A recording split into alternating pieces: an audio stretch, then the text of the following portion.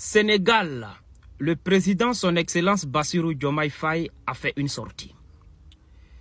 Il nous a expliqué comme ça la mission qui lui a été confiée par les leaders de la CEDEAO.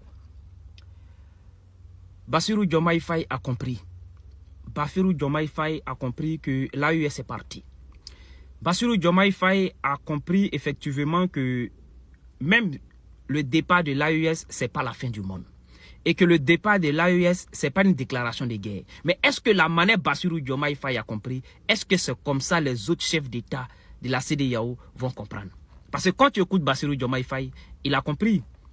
Quand il dit qu'il partira faire la mission qui lui a été confiée, et que même s'il n'a pas reçu de refaire revenir ces pays-là dans la CEDEAO, mais ils devront discuter si des enjeux communs, si des accords communs, sur des défis communs pour l'avancée des deux organisations.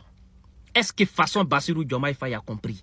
Est-ce que c'est comme ça les autres chefs d'État là, ils vont comprendre? Parce que Bassirou Diomaye Faye lui-même, il sait déjà qu'il est en train de partir là. C'est déjà un match perdu d'avance. Mais ce qui est intéressant, c'est que les deux organisations, malgré ils sont divisés, peuvent travailler. Il a même pris des exemples sur comment on appelle, un pays là qui est à côté de l'Europe là-bas. Là. Il a pris des exemples comme ça. Donc, c'est aussi facile là, à comprendre.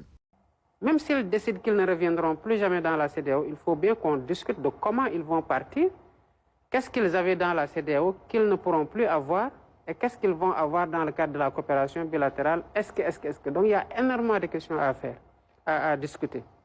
L'autre chose, c'est que même s'ils ne sont plus dans la CEDEAO, cela n'empêche que nous adressons aujourd'hui des défis communs, notamment le terrorisme, les trafics illicites, qu'il s'agisse de substances illicites ou d'êtres humains, ou d'autres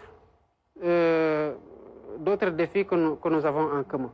Mais ces défis-là doivent être pris en charge au sein de la CEDEAO, et dans toute la mesure où on pourra leur en faire bénéficier, même s'ils ne sont pas dans la CEDEAO, qu'on trouve les plages de discussion et de convergence. Je ne me fais pas d'illusions, j'y vais avec beaucoup d'humilité. Je vais faire en compagnie de mes pairs et sous la supervision de la CEDEAO ce que je crois devoir faire, à savoir dialoguer, discuter, travailler à réconcilier les positions. La décision qui sera prise par les États de l'Alliance du Sahel est une décision que l'on respectera parce que c'est des États qui sont souverains.